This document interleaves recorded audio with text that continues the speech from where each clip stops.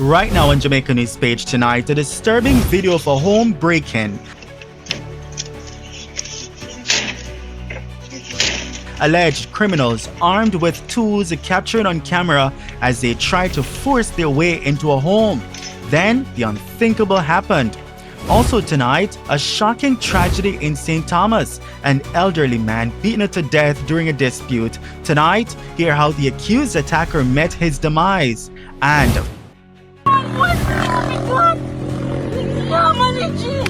oh God have mercy, Father God. The police done kill me, Pinya na go talk out and shoot out. How shoot out when a them go in a house go kill the pitney and put gun for in a car? How this? Tonight, the families are challenging the police account of what happened. Plus, there is good news tonight, relief for parents and students in rural Jamaica, what you need to know. And there's more good news tonight, an inspiring Jamaican success story. From leaving school in grade 10 to building a thriving welding business by age 27. How determination, skill and heart NSTA support helped one young man turn sparks into success and why he's now creating jobs for others. Welcome back to Jamaica News Page tonight, news that keeps you connected to what's happening across Jamaica. And we're all powered by viewers just like you. This year, we've got great rewards just for you. When you become a Jamaica News Page member, you unlock rewards you love, including a loyalty badge next to your name in the comments, shoutouts for your birthday, anniversaries, other special moments, and just so much more. Joining is easy. Just click subscribe, then click join, and choose to become a Fui Star or Fui Elite member right now. That's it, simple and quick. Please leave a comment so we can welcome you with a shout out. Thank you for joining. Jamaica News Page tonight starts right now.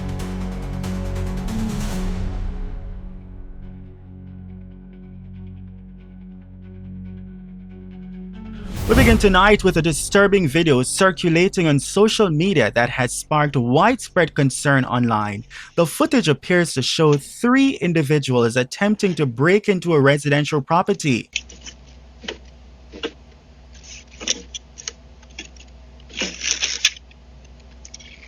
In the video, the men are first seen trying to gain entry through a window. When that fails, they move toward one of the doors.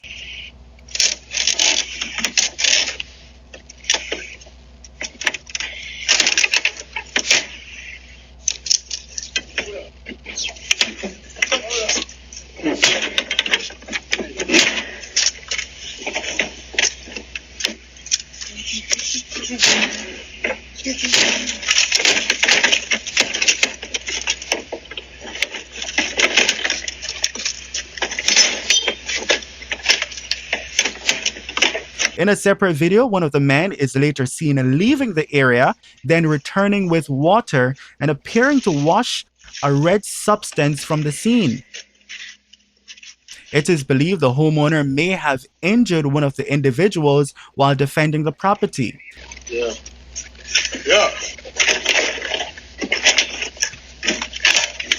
Boss. Oh, that's moving on the bike, yeah. Police have not yet confirmed whether arrests have been made. Investigations are ongoing. Now to a tragic and violent incident in Seaforth, St. Thomas that has left 2 men dead. Police say the incident occurred around 1:30 Monday afternoon and began as a dispute between a 75-year-old Joseph Douglas and 33-year-old Troy Beckford, both residents of Debtor Lane. During the altercation, Beckford allegedly punched the elderly man, causing him to fall and sustain serious injuries.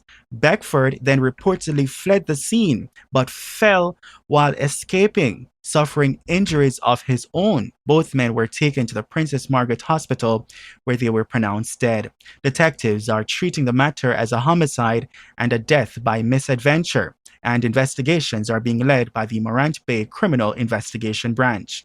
Developing tonight in Manchester, police are investigating a shooting incident at a bar near the Mandeville Market. Jamaica News Page tonight understands a dispute broke out shortly after 9 Tuesday night at a bar along Manchester Road. During the altercation, a knife was reportedly drawn and a security guard discharged his licensed firearm, injuring a man. The injured man has been hospitalized and is undergoing treatment. Up to news time, detectives were questioning the security guard as investigations continue. And now to a breaking news update. Police have arrested a suspect in connection with the shooting of a 13-year-old Canadian girl on New Year's Day in Portmore. The arrest followed an early morning operation in Brayton, Portmore, St. Catherine, where officers executed a search warrant at a home on Violet Close. During the search, police recovered a .45 Colt pistol and ammunition. The 37-year-old suspect is now in custody for possession of a prohibited weapon and unauthorized possession of ammunition. The arrest comes after the January 1 incident when the teen was standing on her balcony watching fireworks just after midnight and was struck by gunfire. She remains hospitalized but in stable condition. Police are urging anyone with information to come forward. Now to a tense and emotional scene in the St. Tullys district near the Manchester-Clarendon border, where relatives are questioning the police account of an operation that ended with 3 men dead. Oh God have mercy, Father God. The police they kill me, Pitney, and I go talk out and shoot out. How shoot out when them go in their house, go kill the Pitney and put gun for in their car? How they fi do that? Me talk to him last night, me call him, mommy, and him attack, and he say, Mommy, what you cook today? Me say, me cook pork. He say, me know 2 meat, you normally cook. Me say, 1 meat me cook today, Gary. He say, Mommy, you know, say, me should have come for dinner today. Me say, why you never come? So me say, you eat? He say, no, a fast food you have to catch and eat. Fast food. So me say, why you there? He say, Mommy, me sit down in a car. Me sit down in a car. So, where is from? Mitchelltown we live. In Clarendon? Yeah, in Clarendon. Move. You know the reason why he moved and come here, so St. Elizabeth. St. Elizabeth, mash up. You used to live in where? In St. Elizabeth, in Catterwood, him did live. And the hurricane mashed them up there and have nowhere to go. And he come and he live by uncle. And he leave from the uncle and come here so come live. Why? You not take him and carry me in? What kind of law this? What kind of law? So, the next guys are family too? Fear, family. Emergency backup friend. Friend name be. What kind of thing that? Me say, me want justice to me business. Me want justice. They kill him for true. And we nobody not tell we nothing sure now. We go then kill the boy and put gun in our car. They kill him and put gun in our car in our house. Then came go kill him. Then kick off the door and came in our house and go kill the boy. The deceased have been identified as 23-year-old Byron MacDonald, otherwise called Gary, Tishawn Porteous, and Rashid Johnson. Me can't really explain the feeling right now. Me can't. It's heartbreaking. Me can't really explain it, I swear. It's too much. Him not do nothing. If they say something else, no. Me don't understand, but he's not a killer. So why kill him? Take him up and can't go throw him in a cell, no? It's better than them do that than kill him. At least we know we don't see him back. But we not see him back now when they kill him. We don't know what. His sister also described the situation as heartbreaking, claiming he had been repeatedly targeted. However, the head of the Manchester Police, Superintendent Kerry Duncan, says the men were killed during an intelligence-led operation around 12 Monday afternoon, as police moved in to execute a search warrant. Superintendent Duncan says officers saw men exiting the building with firearms and police were then engaged in a shootout. He says police advanced inside and were again fired upon. All 3 men were taken to hospital and pronounced dead. Police say 2 firearms, a shotgun and a .38 revolver were seized, and also Indecom and other stakeholders have been notified and investigations are now underway. New tonight, police have identified the man killed during an alleged confrontation in Hodges near Black River, St. Elizabeth. The victim is 44-year-old Leighton Nemhard, also known as Big Adon.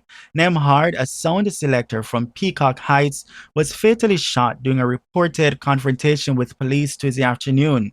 A 9mm pistol and ammunition were reportedly seized at the scene. Police say additional personnel were called in during what was described as a standoff. Meanwhile, troubling numbers tonight from Indecom. A 4-year-old child is among 14 people shot and killed by police in the first 6 days of 2026. Indecom says the deaths stem from 6 separate incidents, including multiple triple fatal shootings. Deputy Commissioner Unique Taylor Wellington says the commission is deeply concerned, particularly about incidents involving minors and the continued absence of body-worn cameras during planned operations. Indecom reports that 311 people were shot and killed by police in 2025, a 65% increase over the previous year. Investigations are ongoing, and Indecom is urging members of the public to share any information, photos, or videos related to fatal shooting incidents. Also tonight, the Jamaica Constabulary Force is pushing back against Indecom's framing of police-related killings. Senior Superintendent Dennis Brooks says the increase in fatal shootings must be viewed in the context of targeted operations against high-risk criminals. If you present the stats and you stack the stats or you pad the stats in a particular way, you're going to create a perception. And if you express alarm as Indecom, even though your findings overwhelmingly find that there's nothing to be alarmed about, but if Indecom says it's alarming, then that establishes the tone of the conversation for the people who rely on Indecom. There are hundreds of persons who are arrested every year with guns on their persons, and they are placed before the courts. And those persons outnumber police fatal shootings.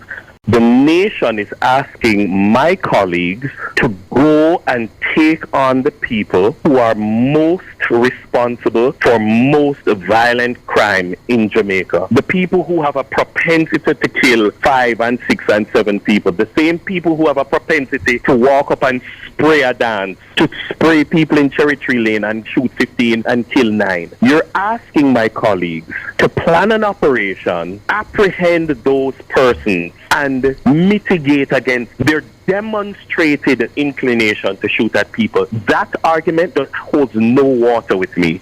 SSP Brooks also says questions surrounding body-worn cameras fall under the Ministry of National Security. We have said it for a very long time. We are incrementally procuring body-worn cameras. We are steadfastly moving in the direction of the procurement of body-worn cameras. They are very expensive. As a small island developing state, we can only procure so many at a time, and so it will take time. There is no panacea. There is no magic wand that we can wave to make body-worn cameras be ubiquitous throughout the force. In other news tonight, the Ministry of Education has announced the sweeping changes to national and regional examinations for the 2025 to 2026 academic year, citing widespread disruption caused by Hurricane Melissa. At the Caribbean Examinations Council CXC level, schools that were not affected by the hurricane will sit the standard papers 1 and 2, with concessions for school-based assessments, SBAs, exemption from late fees, and the option to defer exams if necessary. However, schools in the most severely affected parishes will be given the option to sit paper 1 only, along with school-based assessments concessions, exemption from late fees and deferral where required. At the national level, the Grade 2 diagnostic test will be suspended until the 2026 through 2027 academic year, but a diagnostic tool will be provided for teachers to administer as a school-based assessment at the end of Grade 2.